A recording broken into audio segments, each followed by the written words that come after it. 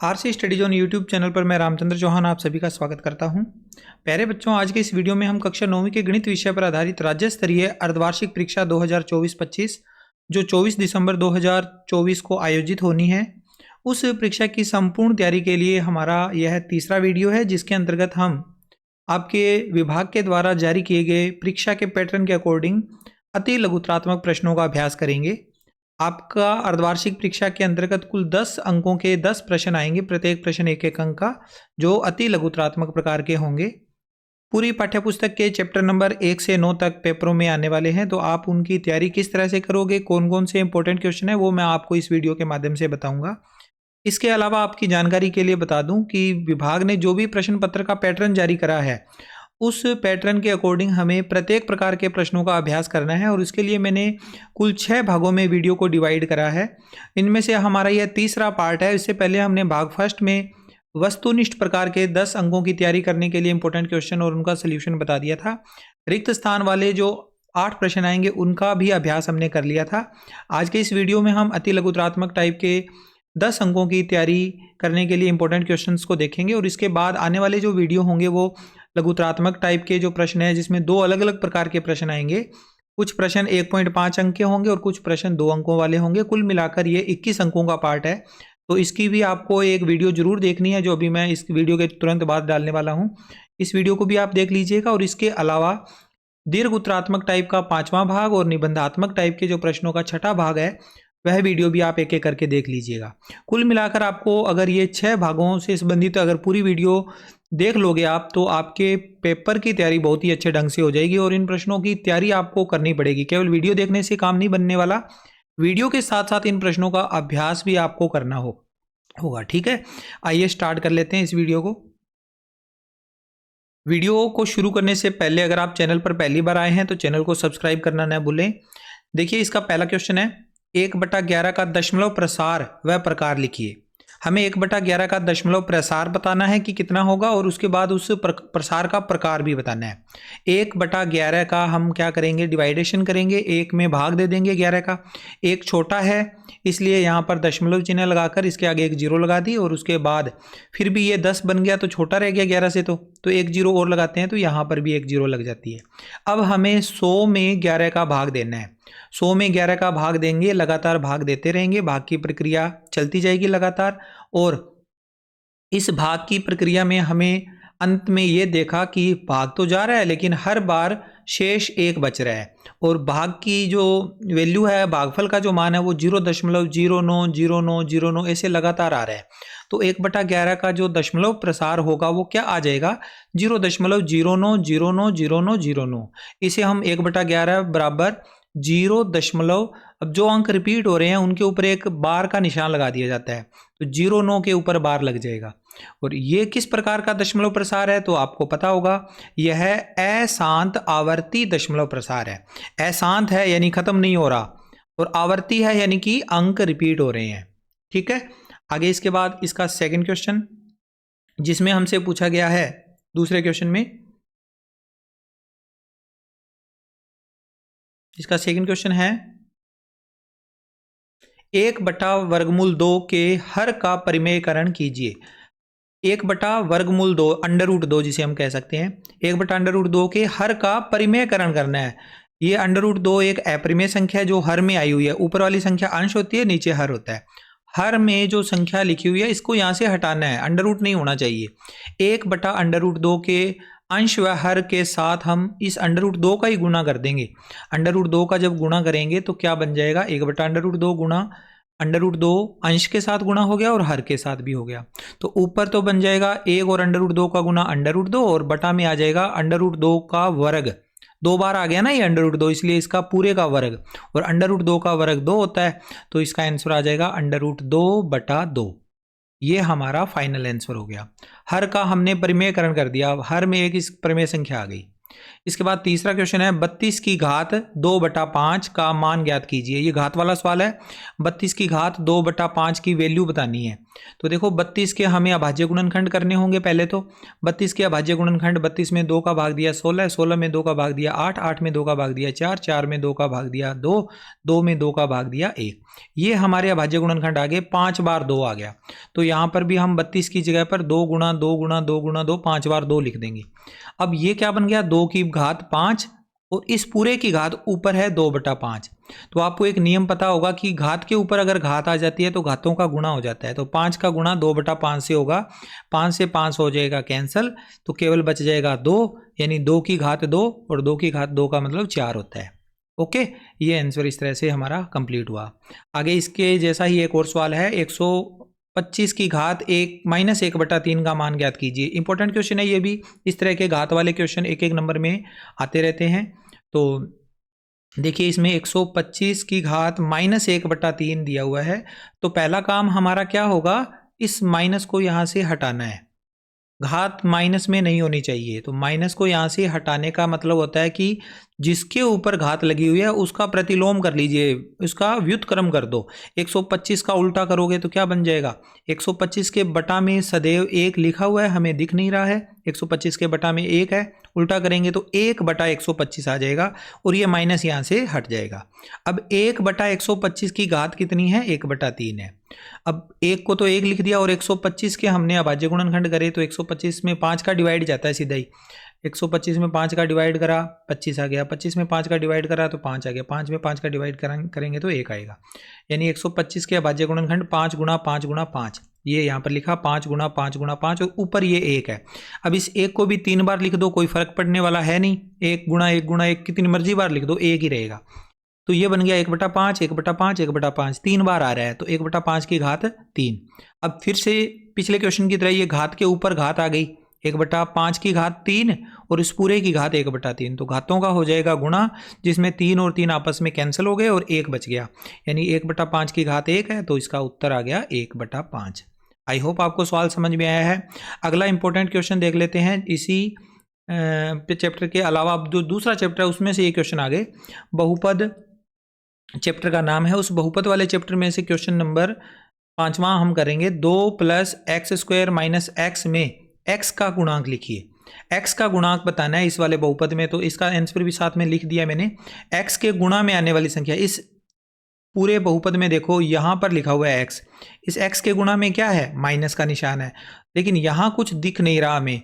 गुणा में 2 3 5 कुछ ऐसी संख्या नहीं दिख रही है। तो याद रखना x के गुणा में जब यहाँ कुछ नहीं दिख रहा, इसका मतलब यहाँ 1 है, तो -1 इसका आंसर आ जाए। माइनस तो ये वाला और इसके आगे 1 है।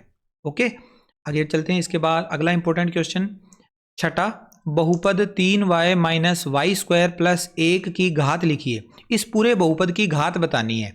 तो घात की परिभाषा, किसी बहुपद में घात क्या होती है, चर के ऊपर जो घात होती है सबसे बड़ी घात, उसी को ही बहुपद की घात कहते हैं।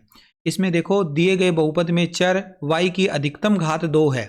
इस पूरे बहुपद में देखो इस y की घात 1 है, इस y की घात 2 है, यहाँ पर y वाला पद नहीं दिया हुआ, यानी y की घात 0 है। तो यहाँ 1 घात है, यहाँ 2 घात है, यहाँ 0 घात है। तो सबसे बड़ी घात तो यही हुई ना, 2। तो दिए गए बहुपद में चर y की अधिकतम घात 2 है, अतः बहुपद की घात 2 होगी। ओके, ये इस तरह से आंसर आ गया। आगे इंपॉर्टेंट क्वेश्चन है 7वां, 3 घात वाले एक द्विपदी बहुपद का उदाहरण दीजिए। घात होनी चाहिए 3 और द्विपदी बहुपद होना चाहिए, पदों की संख्या 2 होनी चाहिए।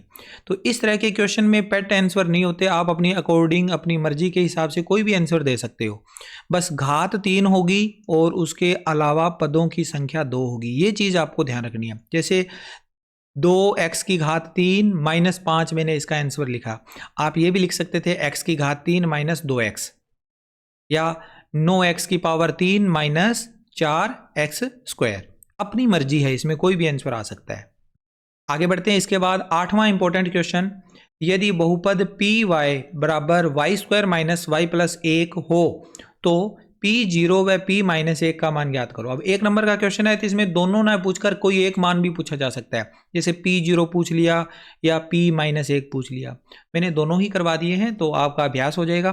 देखो बहुपद क्या दिया हुआ है, py = y² - y + 1। ये बहुपद दिया हुआ है जिसमें चर क्या है, y है। हमें p0 और p-1 की वैल्यू बतानी है। तो पहले हम क्या करेंगे, y का मान 0 रख देंगे, जहाँ जहाँ y आया हुआ है वहाँ 0 रख दो, उससे p0 की वैल्यू आ जाएगी। और जब y का मान -1 रखेंगे तो p-1 का मान आ जाएगा।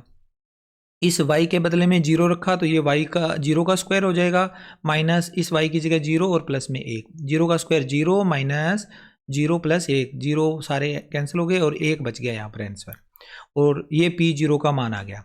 अब y बराबर -1 रखेंगे तो p-1 की वैल्यू इसी में रखना है, y स्क्वायर है तो -1 का स्क्वायर, फिर माइनस, फिर y का मान खुद माइनस में आ जाएगा क्योंकि माइनस में है ना, इसलिए ब्रैकेट में लिखना पड़ेगा, और प्लस में 1 तो है ही लास्ट में।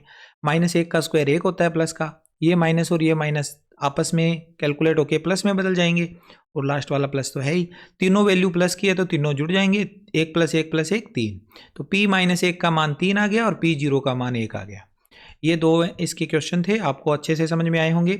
वीडियो अच्छी लग रही है तो आप इसे लाइक और शेयर कर दीजिएगा। किसी तरह का कमेंट करना चाहते हो वीडियो से रिलेटेड या बाकी क्वेश्चन से रिलेटेड तो आप बेझिझक कमेंट कर सकते हो। आगे है 9वां इंपॉर्टेंट क्वेश्चन, बहुपद px बराबर x² - 1 के शून्यक ज्ञात करो। ये भी अच्छा क्वेश्चन है, शून्यक पूछे जा सकते हैं, कई बार ऐसे क्वेश्चन आ जाते हैं। तो देखो px बराबर दिया हुआ है x² - 1, इसका शून्यक ज्ञात करना है। तो शून्यक का मतलब क्या होता है, उस बहुपद की वैल्यू को 0 के बराबर में रख दीजिए। बहुपद के शून्य ज्ञात करने के लिए जो बहुपद दिया हुआ है उसको 0 के बराबर में रखते हैं, यानी ये x² - 1 इसको 0 के बराबर में रख दो। फिर इसका अगर पक्षांतरण होता है तो पक्षांतरण कर लो, और कुछ किसी और मेथड से सोल्व होता है तो उस मेथड से सोल्व करो। x² - 1 बराबर 0, तो ये माइनस का 1 इधर आके प्लस का 1 हो गया, तो x² बराबर 1 आ गया, और यहाँ से स्क्वायर है यानी पावर 2 है इसकी, वो पावर हटाएंगे तो दूसरी तरफ वर्गमूल का निशान लगेगा। और वर्गमूल जब भी करते हैं तो आगे प्लस माइनस लगाना, हम क्योंकि बहुपद कर रहे हैं क्वेश्चन, उसमें प्लस में भी उत्तर आ सकता है, माइनस में भी उत्तर आ सकता है, तो प्लस माइनस लगाना जरूरी है। फिर x की वैल्यू आ गई प्लस माइनस √1, √1 है तो इसकी वैल्यू भी 1 होती है, 1 का वर्गमूल 1 होता है ना, तो इसलिए +-1 इसका आंसर आया। एक बार प्लस का सिंबल ले लिया, एक बार माइनस का, तो x के 2 मान आ गए, 1, -1। तो इस बहुपद के 2 शून्यक हैं जिनकी वैल्यू है 1 और -1। ओके, आगे 10वां इंपॉर्टेंट क्वेश्चन, बहुपद px बराबर 2x² + 3x - 1 के शून्यकों की संख्या लिखो। इस बहुपद के शून्यकों की संख्या बतानी है, केवल शून्यक ज्ञात नहीं करने, केवल संख्या बतानी है कितने शून्यक है इसमें। तो पहले तो इस बहुपद में जो चर की घात है वो देखो, चर की घात यहाँ पर 2 है, यहाँ पर चर की घात 1 है, यहाँ चर गायब है यानी चर की घात 0 है। अधिकतम घात इसमें कितनी हुई, 2। तो दिए गए बहुपद में चर x की अधिकतम घात 2 है, अतः दिए गए बहुपद की जो घात होगी वो 2 होगी। और याद रखना, शून्यकों की संख्या घात के ऊपर डिपेंड करती है, जितनी घात वाला बहुपद होगा उतने ही उसके शून्यक होंगे। तो दिए गए बहुपद की घात 2 है तो इसलिए शून्यकों की संख्या भी 2 होगी। ओके, आगे चलते हैं। इसके बाद अगला क्वेश्चन है क्वेश्चन नंबर 11, बहुपद px बराबर 2x + 5 के शून्यक ज्ञात करो। तो ये 9वें क्वेश्चन की तरह ही क्वेश्चन है, शून्य ज्ञात करने हैं इसके। तो इस बहुपद को शून्य ज्ञात करने के लिए 0 के बराबर रख के पक्षांतरण कर लो बस। 2x + 5 बराबर 0, 2x बराबर आ जाएगा 0, 5 इधर आके -5, तो 2x का मान आ गया -5, तो x का मान आ जाएगा -5 और 2 चला गया बटा में, तो x बराबर -5/2। ये आ गया इस बहुपद का शून्यक। ओके, आगे क्वेश्चन नंबर 12वां, जिसमें हमसे पूछा गया है, अब चैप्टर नंबर 3 जो है उससे ये संबंधित क्वेश्चन स्टार्ट हो गए हैं। चैप्टर नंबर 3 का ये क्वेश्चन है, अक्षों द्वारा विभाजित निर्देशांक तल के प्रत्येक भाग का नाम बताइए। अक्ष जो होते हैं ना वो निर्देशांक तल को विभाजित करते हैं, और उस प्रत्येक भाग का क्या नाम होगा, तो उस प्रत्येक भाग को चतुर्थांश कहते हैं बच्चों। अक्ष क्या करते हैं, बहुपद को 4 भागों में डिवाइड कर देते हैं। ठीक है, एक बार आपको यहाँ थोड़ा सा समझा देता हूँ। ये देखो, जैसे ये x अक्ष है और ये y अक्ष है, इन्होंने क्या किया, 4 भागों में डिवाइड कर दिया, एक ये, दूसरा, तीसरा और चौथा। प्रत्येक भाग का क्या नाम होगा यही पूछा गया है क्वेश्चन में, तो इसको चतुर्थांश कहते हैं। ठीक है, आगे बढ़ते हैं। इसके बाद अगला इंपॉर्टेंट क्वेश्चन, क्वेश्चन नंबर 13, क्षैतिज तथा ऊर्ध्वाधर अक्षों के नाम लिखिए। क्षैतिज अक्ष और ऊर्ध्वाधर अक्ष को क्या कहते हैं, तो क्षैतिज अक्ष को तो x अक्ष कहते हैं, जिसे हम x अक्ष भी कहते हैं, और ऊर्ध्वाधर अक्ष को y अक्ष कहा जाता है, जिसे हम y अक्ष भी कह सकते हैं। ठीक है, तो ये इसका आंसर था। आई होप आपको सवाल समझ में आया है। आगे बढ़ते हैं। इसके बाद अगला क्वेश्चन, क्वेश्चन नंबर 14, मूल बिंदु को परिभाषित कीजिए। ये भी अच्छा क्वेश्चन है, इस तरह का क्वेश्चन पूछा जा सकता है। मूल बिंदु क्या होता है ये पूछा गया इसमें। किसी निर्देशांक तल में, मूल बिंदु की जो डेफिनेशन है वो देखो क्या है। किसी निर्देशांक तल में क्षैतिज अक्ष और ऊर्ध्वाधर अक्ष जिस बिंदु पर एक दूसरे को प्रतिच्छेद करते हैं उसे मूल बिंदु कहते हैं। मूल बिंदु के निर्देशांक 0,0 होते हैं। तो दोनों जो अक्ष हैं, क्षैतिज अक्ष और ऊर्ध्वाधर अक्ष, जिसे हम एक्स अक्ष और वाई अक्ष कह सकते हैं, अगर वो दोनों अक्ष हम मूल बिंदु क्षैतिज तल के ऊपर, निर्देशांक तल के ऊपर ड्रॉ करते हैं, तो वो जिस बिंदु पर एक दूसरे को प्रतिच्छेद करेंगे यानी काटेंगे, उस बिंदु का नाम क्या होगा? मूल बिंदु होगा। और मूल बिंदु जिसे हम O से लिखते हैं और इसके निर्देशांक होते हैं 0,0। अब इसके आगे मैंने एक नोट लगा के एक लाइन लिखी है, ये लाइन आप चाहो तो लिख सकते हो आंसर में। निर्देशांक तल पर किसी बिंदु की स्थिति मूल बिंदु के सापेक्ष निर्धारित की जाती है। कोई भी बिंदु है, अगर उसकी स्थिति को बताना है तो हम मूल बिंदु को आधार मानते हुए उस बिंदु की स्थिति को देखते होते हैं। मूल बिंदु के बिना उस बिंदु की स्थिति को निर्धारित करना मुश्किल है। आगे क्वेश्चन नंबर 15, निर्देशांक तल में बिंदु P 3,0 की स्थिति बताइए। हमसे ये पूछा गया है कि ये बिंदु कहाँ पर स्थित होगा, इस बिंदु की स्थिति बतानी है। तो देखो बच्चों, इस तरह का किसी भी टाइप का क्वेश्चन पूछा जा सकता है आपसे। बिंदु की स्थिति जैसे चतुर्थांश के ऊपर भी पूछी जा सकती है कि ये बिंदु कौन से चतुर्थांश में होगा, इस तरह का कोई एक बिंदु देकर। तो पहले तो आप इस बिंदु में देखो P 3,0, इसमें y निर्देशांक 0 है, y का मान 0 है। x और y में से अगर कोई एक 0 हो जाता है तो वह बिंदु तल के किसी चतुर्थांश में स्थित न होकर अक्षों के ऊपर होते हैं। अगर y का मान 0 है तो वो x अक्ष के ऊपर होगा स्थित, अगर x निर्देशांक का मान 0 है तो y अक्ष के ऊपर स्थित होगा। इस बिंदु में y निर्देशांक 0 है, अतः यह बिंदु x अक्ष पर स्थित है। ओके, आगे चलते हैं। इसके बाद अगला इंपॉर्टेंट क्वेश्चन, क्वेश्चन नंबर 16, बिंदु दिया हुआ है a-a,b किस चतुर्थांश में स्थित है। ये वाला बिंदु -a,b किस चतुर्थांश में स्थित है। तो इसके लिए आप देखो, ये डायग्राम मैंने यहाँ पर पूरा ड्रॉ कर दिया। ये मूल बिंदु है, ये पहला अक्ष है क्षैतिज अक्ष x डैश या x अक्ष, ये y डैश अक्ष है ऊर्ध्वाधर अक्ष। मूल बिंदु पर ये काट रहे हैं, 4 चतुर्थांश बन रहे हैं, पहला, दूसरा, तीसरा और चौथा। चारों चतुर्थांशों में क्या होता है सब आपस में अगर देखा जाए तो पहले चतुर्थांश में जो भी बिंदु होगा वो क्या होगा, x निर्देशांक धनात्मक होगा, y निर्देशांक भी धनात्मक होगा। दूसरे में ये देखो, ये x निर्देशांक ये वाला सिरा माइनस में है, तो x की जो वैल्यू होगी x निर्देशांक की वो माइनस में होगी, y निर्देशांक धनात्मक होगा, प्लस में होगा। फिर चतुर्थांश तीसरा जो है उसमें x निर्देशांक भी माइनस का, y निर्देशांक भी माइनस का, और चौथे में x निर्देशांक प्लस की वैल्यू रखेगा और y निर्देशांक माइनस की वैल्यू रखेगा। अब इस बिंदु के ऊपर आ जाते हैं। यहाँ पर देखो, पहला निर्देशांक x निर्देशांक माइनस का है और दूसरा प्लस का है।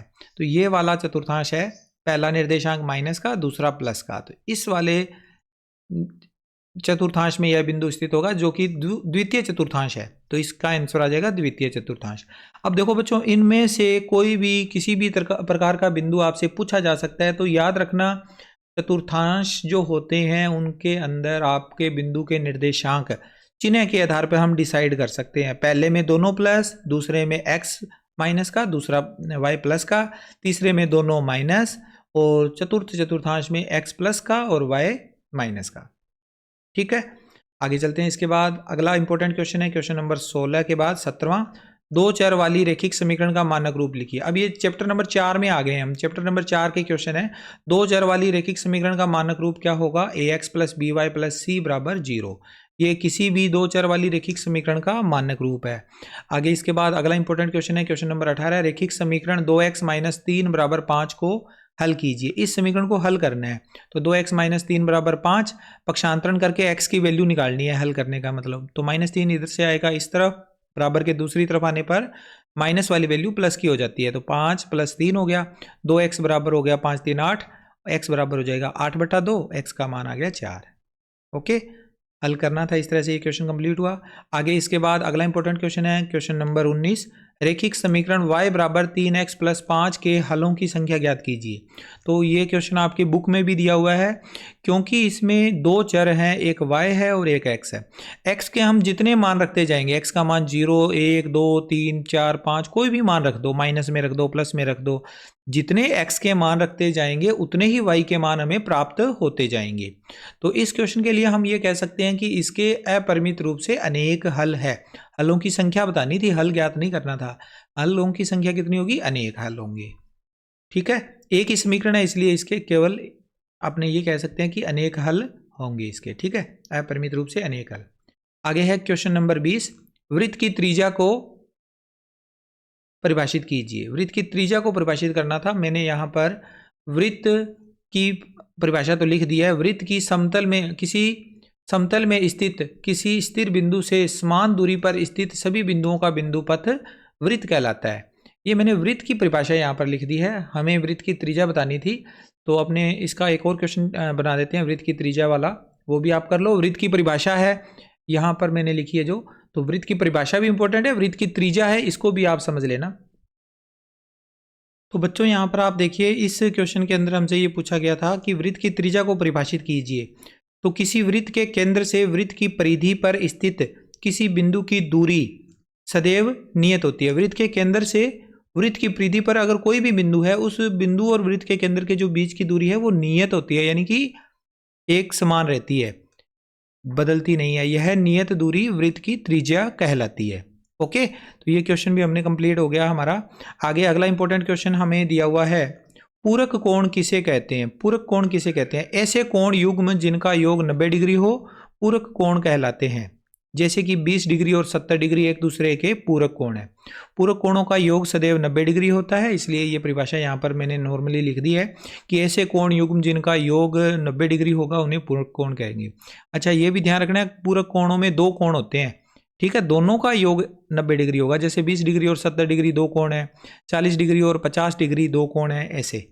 ठीक है, आगे बढ़ते हैं। इसके बाद अगला क्वेश्चन है क्वेश्चन नंबर 22, संपूरक कोण किसे कहते हैं? तो पहले था पूरक कोण, अब है ये संपूरक कोण। तो ऐसे कोण युग्म जिनका योग 180 डिग्री हो संपूरक कोण कहलाते हैं। पूरक कोणों का योग तो 90 डिग्री होता है, जबकि संपूरक कोणों का योग 180 डिग्री होता है। जैसे कि 60 डिग्री और 120 डिग्री एक दूसरे के संपूरक कोण है, दोनों का जोड़ करोगे तो 180 डिग्री आएगा।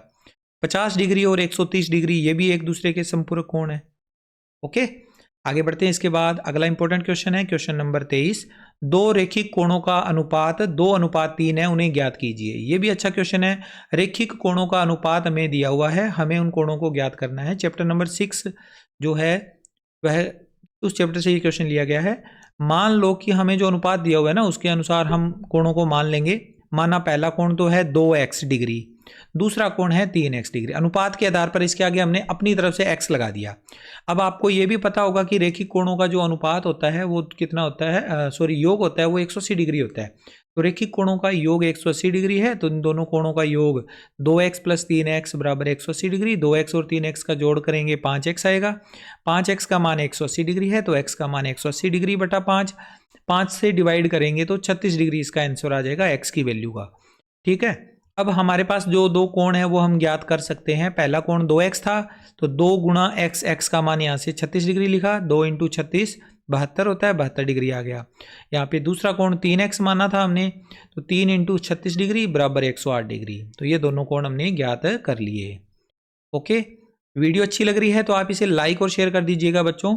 आगे है इसके बाद क्वेश्चन नंबर 24, ये आपका चैप्टर नंबर 7 जो है त्रिभुजों की सर्वांग समता वाला वो चैप्टर है, उससे क्वेश्चन स्टार्ट हो रहे हैं। एक एक नंबर वाले अति लघुत्रात्मक प्रश्न। पहला, त्रिभुजों की सर्वांग समता के कोई दो नियम लिखिए। आपको त्रिभुजों की सर्वांग समता के कोई दो नियम लिखने हैं, तो यहाँ पर मैंने दो नियम लिखे हैं। कोई भी आप लिख सकते हो, जो 4-5 नियम है उनमें से। मैंने पहला नियम यहाँ पर लिखा है भुजा भुजा भुजा सर्वांग समता नियम। भुजा भुजा भुजा सर्वांग समता नियम, इसके बारे में डिटेल नहीं पूछी है, बस नियमों के नाम ही लिखने हैं। दूसरा है भुजा कोण भुजा सर्वांग समता नियम। ठीक है, हमसे इनके बारे में डिटेल में नहीं पूछा है, नियमों को लिखना था, नियम हमने लिख दिए। ओके, आगे है 25वां क्वेश्चन, अब देखो यहाँ पर पूछा गया है डिटेल में, भुजा कोण भुजा SAS साइड एंगल साइड सर्वांग समता नियम लिखिए। इस नियम को लिखिए, इस पूरे नियम के बारे में बताइए। तो भुजा कोण भुजा यानी SAS साइड एंगल साइड सर्वांग समता का नियम क्या कहता है? दो त्रिभुज सर्वांग सम होते हैं, दो त्रिभुज सर्वांग सम होते हैं कब? यदि एक त्रिभुज की दो भुजाएं तथा उनका अंतर्गत कोण, एक त्रिभुज की दो भुजाएं तथा उनका अंतर्गत कोण दूसरे त्रिभुज की दो भुजाओं तथा उनके अंतर्गत कोण के बराबर हो। जैसे दो त्रिभुज मैंने यहाँ पर दिखाया है, त्रिभुज ABC और त्रिभुज PQR, ये दोनों सर्वांग सम होंगे यदि इस त्रिभुज की दो भुजाएं AB भुजा और BC भुजा दूसरे त्रिभुज की PQ भुजा और QR भुजा के क्रमशः बराबर हो जाए। AB भुजा PQ के बराबर, BC भुजा QR के बराबर, और इनके अंतर्गत बनने वाला कोण, कोण B पर बना कोण और कोण Q दोनों आपस में बराबर हो जाए। ये दोनों कोण बराबर हों और इसके अलावा दो भुजाएं आपस में बराबर हो। ये कोण इन दोनों भुजाओं के बीच का कोण है, बराबर भुजाओं के बीच का कोण है। तो देखो साइड एंगल साइड ऐसे नाम आया इसका, भुजा कोण भुजा, भुजा कोण भुजा। कोई और ये वाला कोण किसी और कोण के बराबर हो जाएगा ना, तो हम उसको सर्वांग समता का नियम नहीं कहेंगे। तो इसको मैंने यहाँ पे सर्वांग समता का चिन्ह दिखाते हुए लिखा है, त्रिभुज ABC सर्वांग सम है त्रिभुज PQR। अच्छा नियम है ये। आगे है इसके बाद 26वां क्वेश्चन, एक समद्विबाहु त्रिभुज की बराबर भुजाओं के अंतर्गत बना कोण 70 डिग्री माप का है, शेष दोनों अंतः कोण ज्ञात कीजिए। तो वैसे तो हम ये आंतरिक विवेचना करके इसका आंसर डायरेक्ट भी लिख सकते हैं। हमारे माइंड में ये बात होनी चाहिए कि अगर एक कोण 70 डिग्री का है तो कैसे इसका आंसर आएगा। अगर कैलकुलेशन दिखाएंगे पूरे अच्छे तरीके से तो इतना कुछ लिखना पड़ेगा। और ये क्वेश्चन वैसे मैंने 1 नंबर में डाल दिया है अति लघुत्रात्मक प्रश्न में, लेकिन ये क्वेश्चन जो लघुत्रात्मक टाइप के जो प्रश्न आएंगे उसमें आने का चांसेस है इसका, लेकिन फिर भी आप तैयारी कर लीजिए इस क्वेश्चन की भी। क्या दिया हुआ है कि त्रिभुज है समद्विबाहु त्रिभुज और उसके अंदर हमारा बराबर भुजाओं के जो बीच का जो कोण है, अंतर्गत बनने वाला कोण है वो 70 डिग्री है। जैसे ये भुजा और ये भुजा दोनों बराबर है, इन दोनों भुजाओं के द्वारा बना हुआ कोण 70 डिग्री का है, शेष दोनों अंतः कोण ज्ञात करो। मैंने यहाँ x और x लिखा है, लेकिन इसको एक बार आप यहाँ से समझिए कि त्रिभुज ABC एक समद्विबाहु त्रिभुज है, कोण A का मान 70 डिग्री है, बराबर भुजाएं AB और AC है। अब यहाँ पर आएगा कि किसी त्रिभुज की अगर दो बराबर भुजाएं हैं तो उनके सम्मुख बने कोण भी बराबर होते हैं। ये भुजा और ये भुजा दोनों बराबर है तो इनके सामने वाले जो कोण होंगे वो भी आपस में बराबर होंगे। AB भुजा के सामने वाला कोण ये, AC भुजा के सामने वाला कोण ये, दोनों बराबर होंगे। तो कोण B और कोण C दोनों बराबर है, जिसको हमने x माना है, दोनों कोणों को x मान लिया। अब त्रिभुज के तीनों कोणों के अंतः कोणों का योग होता है 180 डिग्री। तो कोण A, कोण B, कोण C तीनों का जोड़ 180 डिग्री। तो 70 डिग्री प्लस B की वैल्यू x, C की value x, 70 degree plus x बराबर 180 डिग्री। तो 2x का मान आ गया 180 डिग्री माइनस 70 डिग्री, इधर से पक्षांतरित हो गया। ये 2x का मान 110 डिग्री है तो x का मान कितना आ जाएगा, 2 को लेकर जाएंगे इसके बटा में तो 55 डिग्री आएगा। यानी x अगर 55 डिग्री है तो बाकी के जो दो कोण थे, कोण B और कोण C, दोनों की वैल्यू कितनी आएगी, 55 डिग्री आ जाएगी। ओके, आगे है इसके बाद 27वां क्वेश्चन, जिसमें हमसे पूछा गया है दर्शाइए कि किसी समबाहु त्रिभुज का प्रत्येक अंतः कोण 60 डिग्री का होता है। इससे पहले वाले क्वेश्चन में और इस क्वेश्चन में ज़्यादा अंतर नहीं है। समबाहु त्रिभुज है, उसमें समद्विबाहु त्रिभुज था, तो उसमें तो क्या था कि एक कोण हमें दे दिया था, बाकी दोनों कोण बराबर थे, इसलिए हमने उनको ज्ञात कर लिया। समबाहु त्रिभुज का प्रत्येक अंतः कोण 60 डिग्री का होता है, ये प्रूव करना है। तो देखो ABC एक समबाहु त्रिभुज है जिसकी सभी भुजाएं बराबर होगी, AB, BC और AC सारी भुजाएं आपस में बराबर है। अब ये भी याद रखना कि समबाहु त्रिभुज के अलावा भी अगर हम नॉर्मल त्रिभुज की बात करते हैं तो अगर उसमें कोई दो भुजाएं बराबर है तो उनके सामने वाले कोण आपस में बराबर होते हैं। अब इसमें तो 3 भुजाएं बराबर है, तो तीनों भुजाएं जो बराबर है उनके सामने वाले जो कोण बनेंगे वो भी आपस में बराबर होंगे। तो AB भुजा, BC भुजा और AC भुजा, इनके बराबर होने के कारण इनके सामने वाले ये जो तीनों कोण है वो आपस में बराबर होंगे। तो कोण A का मान, कोण B का मान और कोण C का मान बराबर होगा, जिसको हमने x मान लिया। अब पिछले क्वेश्चन की तरह त्रिभुज के तीनों अंतः कोणों का योग 180 डिग्री, तो कोण A प्लस कोण B प्लस कोण C तीनों का योग कितना हो जाएगा, 180 डिग्री हो जाएगा। ठीक है, इसके बाद आगे x प्लस x तीनों की वैल्यू x दे रखी है तो हमने इसमें x लिख दिया यहाँ पर, तीनों का मान। तो 3x का मान 180 डिग्री है तो x का मान 60 डिग्री आ जाएगा। तो ए बी और सी तीनों कोणों की वैल्यू बराबर है जो कि 60 डिग्री आ गया, तो नीचे लिख दिया समबाहु त्रिभुज का प्रत्येक कोण 60 डिग्री होता है। ठीक है,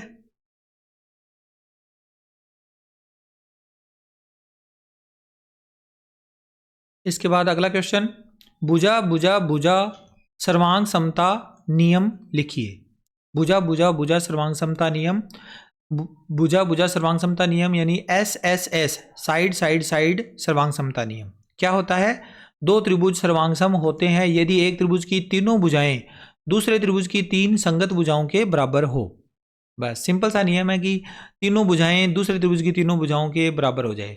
त्रिभुज एबीसी और त्रिभुज पी क्यू आर दो डायग्राम मैंने बनाया है। ए बी भुजा तो है पी क्यू के बराबर, बी सी भुजा जिसमें मैंने ये दो डंडे लगाए हैं ये भुजा क्यू आर के बराबर है, तीन डंडे जिसमें लगाए हैं ए सी भुजा किसके बराबर है? पी आर के बराबर है। तो दोनों त्रिभुज आपस में सर्वांग सम है। चलिए अगला क्वेश्चन है question number 29, R H S सर्वांग समता नियम क्या है? लिखिए आर एच एस, ये समकोण त्रिभुजों का एक सर्वांग समता का नियम है। आर एच एस सर्वांग समता नियम, इस नियम को हम ऐसे, आर का मतलब क्या है? राइट एंगल यानी समकोण, एच का मतलब हाइपोटेनस यानी कि कर्ण, और एस का मतलब साइड, तो ये बन गया साइड यानी भुजा। तो समकोण कर्ण भुजा सर्वांग समता नियम भी इसे कह सकते हैं। समकोण कर्ण भुजा सर्वांग समता नियम क्या कहता है? ये नियम दो समकोण त्रिभुजों में एक त्रिभुज का कर्ण और कोई एक भुजा, दो समकोण त्रिभुज है अगर उनमें से एक त्रिभुज का जो कर्ण है और उसके अलावा कोई एक भुजा दूसरे त्रिभुज के कर्ण तथा किसी एक भुजा के बराबर हो, दूसरे त्रिभुज के कर्ण और किसी एक भुजा के बराबर हो तो दोनों त्रिभुज सर्वांग सम होते हैं। इन दोनों त्रिभुजों में देखो ये दोनों समकोण त्रिभुज है जहां पर बी बिंदु पर 90 डिग्री का कोण है, बिंदु क्यू पर बनने वाला कोण है ये भी 90 डिग्री है। इस पी क्यू आर त्रिभुज में 90 डिग्री के सामने वाली भुजा कर्ण होती है तो मैंने यहाँ कर्ण लिखा है। ये दोनों भुजाएं आपस में बराबर है, कोण तो आपस में बराबर है, और बाकी जो दो भुजाएं बच गई इनमें से कोई एक भुजा आपस में बराबर हो जाए। इन दोनों का ये जो बी सी भुजा है और क्यू आर भुजा है ये भी आपस में बराबर है, तो ये नियम प्रभावी हो गया कि आर एच एस नियम कहता है कि त्रिभुज के दोनों त्रिभुजों में से कर्ण जो आपस में बराबर हो जाए और बाकी दोनों भुजाओं में से कोई एक भुजा बराबर हो जाए तो उसे हम त्रिभुजों की सर्वांग समता का आर एच एस सर्वांग समता नियम कहेंगे। ठीक है बच्चों, आगे बढ़ते हैं। इसके बाद अगला क्वेश्चन है समांतर चतुर्भुज के कोई दो गुणधर्म लिखिए। चैप्टर नंबर 8 में से ये क्वेश्चन उठाया है, समांतर चतुर्भुज के कोई दो गुणधर्म बताने हैं। तो मैंने यहाँ 4 गुणधर्म लिखे हैं, आपको जो दो याद हो जाएं वो आप लिख लेना। किसी समांतर चतुर्भुज में सम्मुख भुजाएं बराबर होती है, आमने सामने की भुजाएं बराबर होती है, सम्मुख कोण भी बराबर होते हैं, सम्मुख कोण भी आपस में बराबर होते हैं। तीसरा इसमें नियम है, गुणधर्म है, एक ही भुजा पर बने दोनों कोणों का योग 180 डिग्री होता है। समांतर चतुर्भुज की किसी एक भुजा पर दो कोण बनते हैं, दोनों कोणों का योग 180 डिग्री होगा। फिर है अगला, विकर्ण समद्विभाजित होते हैं, ये भी सही है, विकर्ण समद्विभाजित होते हैं। पांचवा नियम अगर आप लिखना चाहो तो ये भी लिख सकते हो, आमने सामने की यानी कि सम्मुख भुजाएं आपस में क्या होती है? समांतर भी होती है। ये रह गया लिखना, सम्मुख भुजाएं समांतर होती है, सम्मुख भुजाएं समांतर होती है, सम्मुख भुजाएं समांतर होती है। ठीक है, कोई भी आप इनमें से दो गुणधर्म लिख सकते हो। आगे इसके बाद 31वां क्वेश्चन, मध्य बिंदु प्रमेय का कथन लिखो। मध्य बिंदु प्रमेय का कथन लिखना है। इस कथन के अनुसार किसी त्रिभुज की किन्हीं दो भुजाओं के मध्य बिंदुओं को मिलाने वाली रेखा त्रिभुज की तीसरी भुजा के समांतर होती है, वह इसकी आधी होती है। यह है इसका नियम कि मध्य बिंदु प्रमेय क्या कहती है? किसी त्रिभुज की किन्हीं दो भुजाओं के मध्य बिंदुओं को मिलाने वाली रेखा त्रिभुज की तीसरी भुजा जो शेष रहेगी, तीसरी भुजा उसके तो समांतर होगी और उस भुजा की आधी भी होगी। डायग्राम से इस क्वेश्चन को समझ लेते हैं। इस डायग्राम में देखिए, त्रिभुज एबीसी एक त्रिभुज है जिसकी दो भुजाएं ए बी और ए सी के मध्य बिंदु डी और ई है। डी और ई को आपस में मिलाया तो एक भुजा प्राप्त हुई डी ई। अब ये डी ई भुजा इस मध्य बिंदु प्रमेय के अनुसार क्या होगी? तीसरी जो भुजा बच गई है बी सी, इसके तो होगी समांतर, यानी डी ई समांतर बी सी होगा। और इसके अलावा ये जो डी ई की जो टोटल माप होगी वो क्या होगी? बी सी भुजा की हाफ होगी। तो डी ई बराबर 1/2 बी सी। ठीक है, ये मध्य बिंदु प्रमेय थी। आगे अगला इंपॉर्टेंट क्वेश्चन है, क्वेश्चन नंबर 32। किसी चक्रीय चतुर्भुज के प्रत्येक सम्मुख कोण का योग लिखिए। चक्रीय चतुर्भुज के प्रत्येक सम्मुख कोण का योग कितना होता है? 180 डिग्री होता है। चक्रीय चतुर्भुज के सम्मुख कोणों के योग की वैल्यू 180 डिग्री होती है। ठीक है, 9वें चैप्टर से ये क्वेश्चन उठाया गया है। आगे अगला इंपॉर्टेंट क्वेश्चन है, क्वेश्चन नंबर 33। किसी अर्धवृत्त में व्यास द्वारा अंतरित कोण की माप लिखिए। तो व्यास के द्वारा अर्धवृत्त के अंदर बने कोण की वैल्यू 90 डिग्री होती है। याद रखना, कोई भी अगर अर्धवृत्त है, उस अर्धवृत्त में व्यास ने जो कोण बनाया है, व्यास के 2 सिरे होते हैं, दोनों सिरे को व्यास के अंदर, अर्धवृत्त के अंदर परिधि के किसी भी बिंदु पर मिलान कर दीजिए, हमेशा 90 डिग्री का ही कोण बनेगा। ओके, तो ये थे क्वेश्चन 1 से 33 जो कि अति लघुतरात्मक टाइप के प्रश्न थे। आप अगर इन 33 प्रश्नों का अभ्यास कर लेते हैं तो आपके 10 अंकों की अच्छी तैयारी हो जाएगी। मेरे ख्याल से आपने वीडियो पूरा देखा है अच्छे से, तो आप इन प्रश्नों की अच्छे से तैयारी करोगे। आपको बेस्ट ऑफ लक। क्वेश्चंस अच्छे से अगर आपको समझ में आया है तो वीडियो को एक लाइक बनता है, लाइक ज़रूर कर दीजिएगा। मिलता हूँ आपसे नेक्स्ट वीडियो में। Take care, bye bye.